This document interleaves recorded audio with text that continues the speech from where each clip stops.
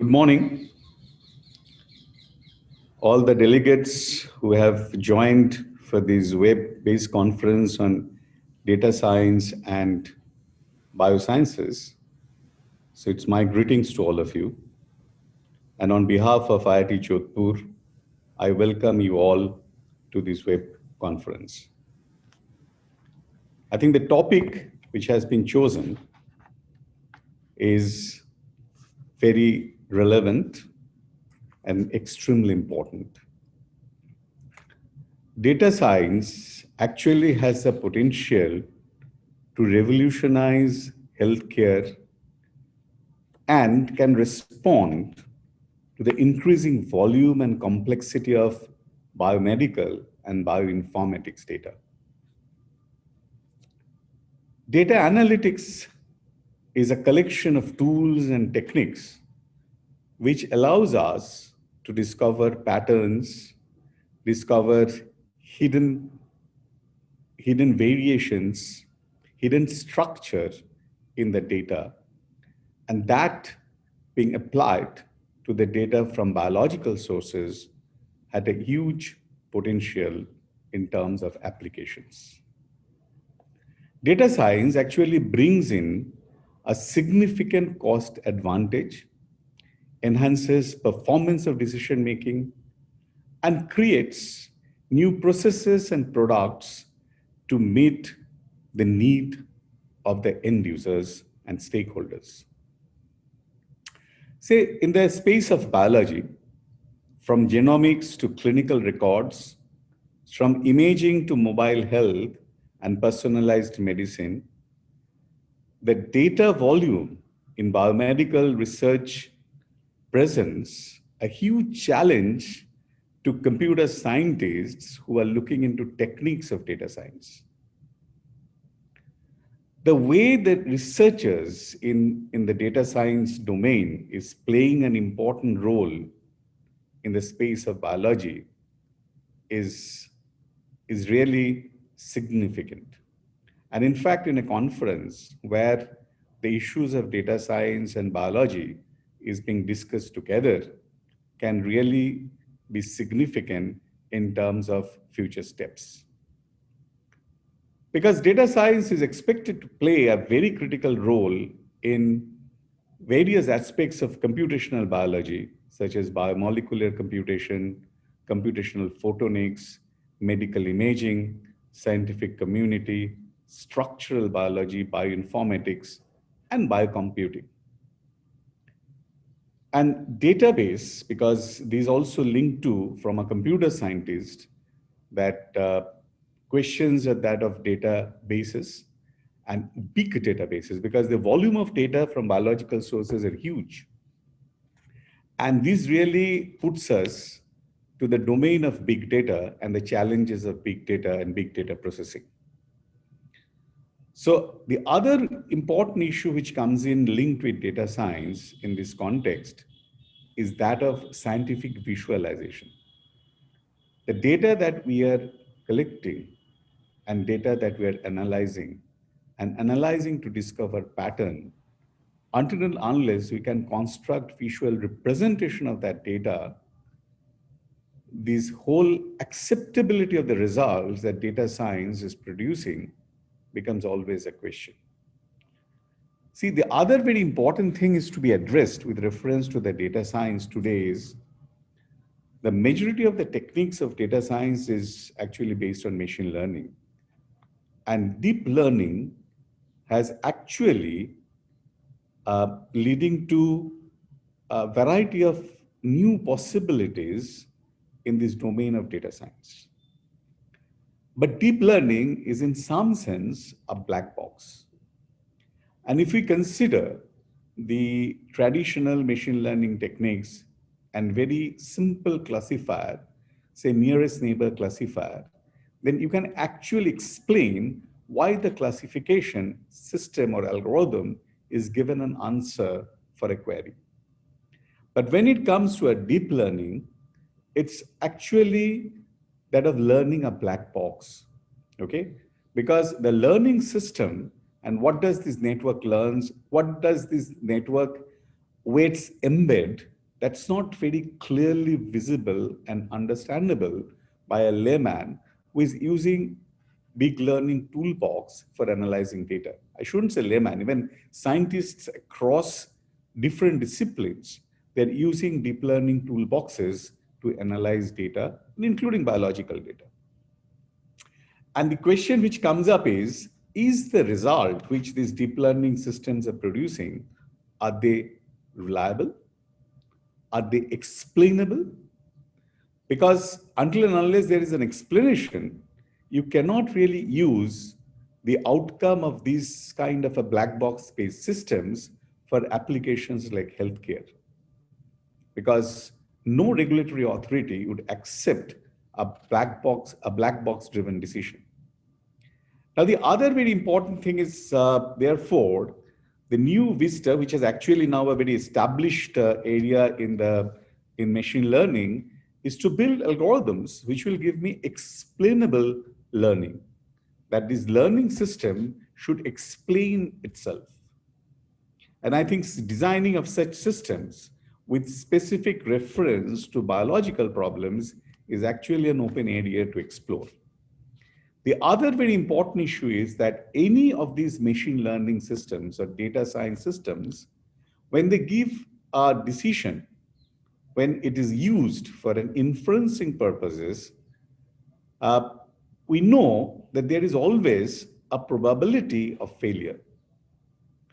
Now, when we actually train a learning system, because these are very critical problems when we talk in terms of using learning and data science for domains like biology, when we train, we know that we are training on a known data set, and with the known data set, maybe a machine learning algorithm produces a result with say 98% accuracy.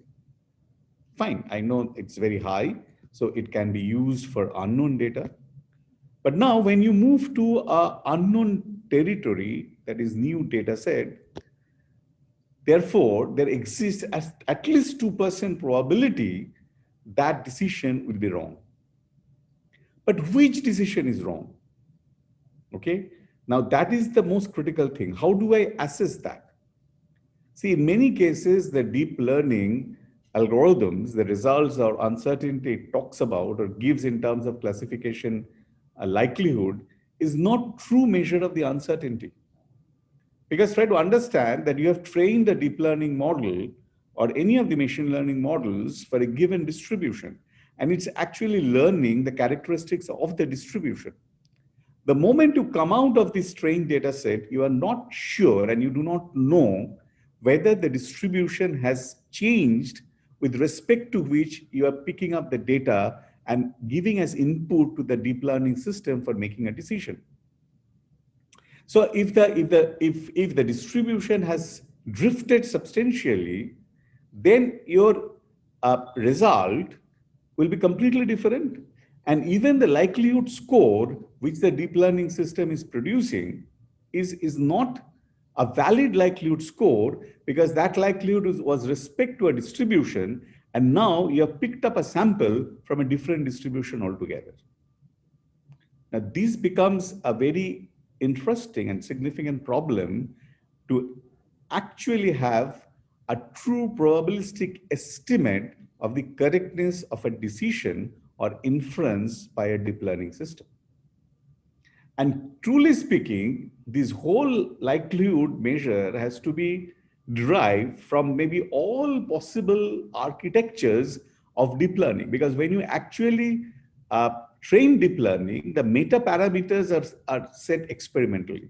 That means how many layers you're using, how many nodes in each layer you will be using. These are all meta parameters, and that you set up with respect to one particular architecture which we have found optimal for given result for a training data.